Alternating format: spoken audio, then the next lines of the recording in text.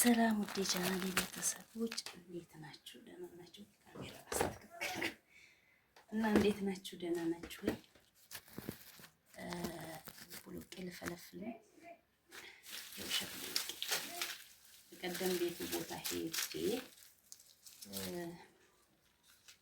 እነዛ ሰዎች ናቸው የሰጡኝ ማለት ነው። ዙሪያ ውስጥ እንትን ብለው እና እንዴት ናችሁ? ደህና ናችሁ ወይ? አረብ ሀገር ያላችሁ ሴቶች እህቶቼ ማለት ነው። እንደዚህ ያላማራችሁ ነገራችሁ ገብታችሁ እንትናችሁን በቃ መኖር ደስ ይላል። በጥቁሩም ብትከሱ ያው ኢትዮጵያ ላይ ይበላል፣ በቀን 4 ነው የሚበላው፣ ግን የአይምሮ እረፍት የለም። ምክንያቱም ስራ የሆነ ስራ ብትጀምሩ እንትን ትላላችሁ እና ከኔ ተማሩ። በተለይ ደግሞ ምግብ ልትሰሩ ያሰባችሁ ሰዎች እኔ ምግብ ቤቱን አቁሜያለሁ። ለምንድነው ቢባል አየር የለም ማለት ቦታው ይወስናል። አንዴ መንገድ ላይ ቢሆንም ግን ለምግብ ምናምን የሚሆንበት ቦታ አይደለም። የአረብ ሀገር ብር እንደዚህ ለምግብ ምናምን አይሆንም። ንግድ እሰራለሁ ምናምን ያለው አይሆንም። እንዴት እንደሆነ ባላቅም የአረብ ሀገር ብር የሚሆነው እንትን ለማለት ብቻ ምንድነው ቤት ለመስራት ቤት ሰርቶ ቤት ኪራይ እና ደግሞ ደህና ንግድ ቦታ ከሆነ አሁን በቀደም አንዱ እንዲህ ሱቅ ቆሜ መጣና ባለሱቋን እቃ ትገዣለሽ ሸቀጥ ምናምን አላት። ከዛ ኧረ እኔ ምናምን አልኩ። አዎ አንድ ከዱባይ የመጣች አለ እና ጀምረው ደብሯት ነው። ያው እንግዲህ ንግድ እንጀምራለን እንጂ እንደገና ደግሞ እናቆማለን፣ አረብ ሀገር እንሄዳለን። እኛ ልባችን የተከፋፈለ ነው። ምንም ቢሆን ምንም ከመጣችሁ ሀገራችሁ ከመጣችሁ ለመኖር በተለይ ብዙ አመት የሰራችሁ ግን ብዙ አመት ያልሰራችሁ መታችሁ ደርሶ መልስ ትኬት ጨምሩ ለተባላችሁ ሰዎች አለበዛ ሌላ ቦታ ቀይራችሁ ትሰራላችሁ። ጨምሩ ምናምን እያሏችሁ ላሉ መዳሞች ካሉ መጥቶ አረባ እዚህ ትንሽዬም ስራ ቢሆን ከፍቼ እኖራለሁ ማለት አይቻልም። እንዳታስቡት ማለት ነው። እኔ አሁን አረብ ሀገር በመለስ ደስ ይለኛል፣ ግን ልጆቼ እንትን እያሉ ነው። ግን ምንም አልጎደልም፣ ይበላል ይጠጣል። በተለይ ቤት ኪራይ ስትሆኑ በጣም ከባድ ነው። እንግዲህ እኔ ቤት ሰርቻለሁ፣ ግን ለመግባት ስላልቻልኩኝ ቤት ኪራይ ውስጥ ነው ያለሁት።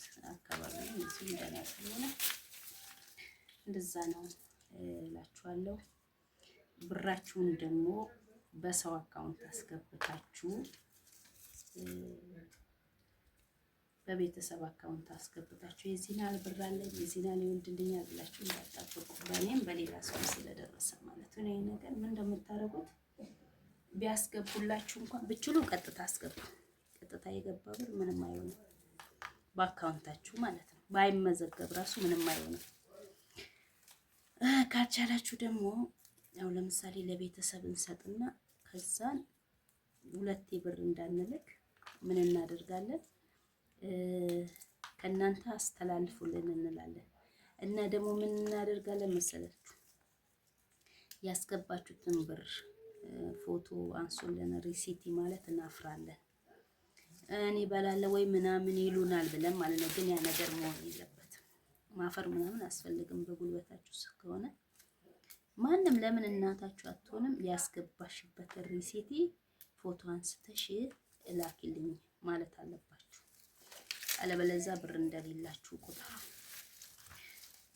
አሁን እናቶች አንዳንድ እናቶች አሉ እናንተ በምትልኩት ብር እኛ በምንልከው ብር ለጎረምሶች እዚህ ቁጭ ብሎ ነው የሚሰጡት። አንቺ ይላታል፣ አውጥታ ትሰጣለች።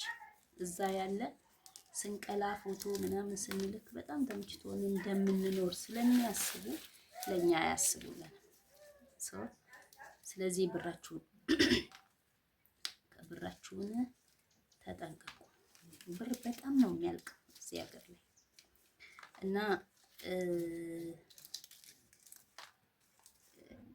ያለ ምን እንደምል ብቻ አላውቅም። ለአረብ ሀገር ሴት ያው እረፍት የላትም። እዚህ ብትመጣ ይመቻት፣ እዛ ይመቻት። ብቻ እግዚአብሔር አምላክ የእረፍት እንጀራ ይስጣችሁ በስደት ያላችሁ። እኔ ግን እዚሁ ሀገሬ ላይ ነው መኖር የምፈልገው ማለት ነው። ከልጆቼ ጋር ይበላል ግን የአይምሮ እረፍትና እንደገና ደግሞ ብሄድ እኮ ይሄንን አፈራለሁ፣ ብሄድ ይሄንን አፈራለሁ። እስካሁን ያፈራሁት ካልበቃኝ ከእንግዲህ አይበቃኝም። እግዚአብሔር ይመስገን ያሰብኩትን ማለት ነው ከእግዚአብሔር ጋር ያሰብኩትን አሳክቻለሁ።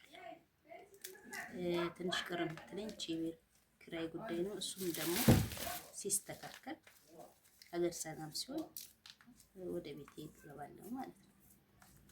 ስለዚህ ብራችሁን ተጠንቀቁ። በተለይ 15 10 ዓመት ዝም ብላችሁ እዛ የምትቀመጡ ሰዎች ኑና ንብረታችሁን ቤተሰብ ምን እያደረጉ እንዳሉ ምን ላይ እንዳሉ ቼክ አድርጉ። ዝም ብላችሁ እዛ አትቀመጡ፣ እድሜ አትጨርሱ። ይሄ ሞላል እያላችሁ እንዳታስቡ። ግን 2 ዓመት ምናምን የሰራችሁ ልጆች ደርሶ መልስ ትኬት ትቆርጣችሁ። መዳሞቻችሁ ካልተስተካከሉ ካልተመቻችሁ ደግሞ ሌላ ቦታ ለመሄድ ወስኑና አሁን ደርሶ አሁን ወደ አረብ ሀገር ለመመለስ ራሱ ብዙ ብር ነው የሚያስፈልገው። ግን ጠንቀቅ በሉ። ሀገሩ ትታችሁት እንደሄዳችሁ አይደለም፣ ሰው ራሱ እንደዛ አይደለም። እና ደስ የሚል ስሜት አለው ሀገር ላይ መኖር። ግን ካጣችሁ ማንም ስለማይወዳችሁ ስልክ ራሱ አይደውላችሁም። እዛ ሆኖ የሚያወሯችሁ ሁሉ ስልክ ሁሉ አይደውሉላችሁም። ሀገራችሁ ስትገቡ ስልክ ነው ቡና ጠጡ አይሉም። እህት ያለ አንቺ ማን አለኝ? ወንድም እንዲሁ እህት እናት እንዲሁ ልጅ ምናምን ማሬ ምናምን ትልሽ ሲዝመጭ እስከ መኖርሽ ማታስታውስሽ። ተማሩ ከኔ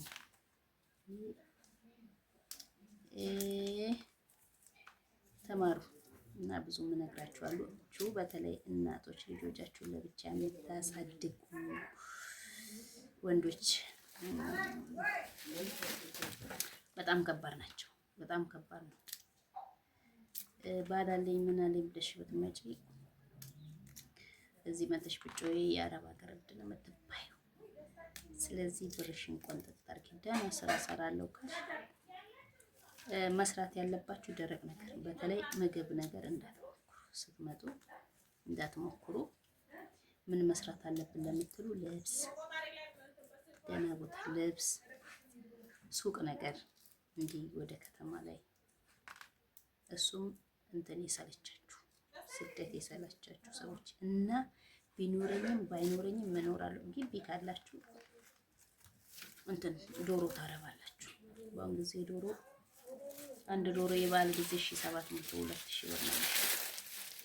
እንቁላል 25 ነው አንድ እንቁላል። ስለዚህ ግብሽ ቁጭ ብለሽ 200 ሺህ ብር 100 ሺህ ብር 200 ሺህ ብር ብትይ አይፈጅም እሱ። ዶሮሽን ቁጭ ብለሽ ታረሚያለሽ። በተለይ ኪራይ አንድ ሁለት ኪራይ ካለሽ በቃ እንደዛ ነው። ስለዚህ ቦሎቄችን ደውና እንደዚህ ፍልፍል ብዙ አይታይም። ኮስት እንዲማሳያችሁ ነፍሮ ቀቅላለሁ በበቆሎ ማለት ነው። በሌላ ቪዲዮ እስከምንገናኝ ሰላማችሁ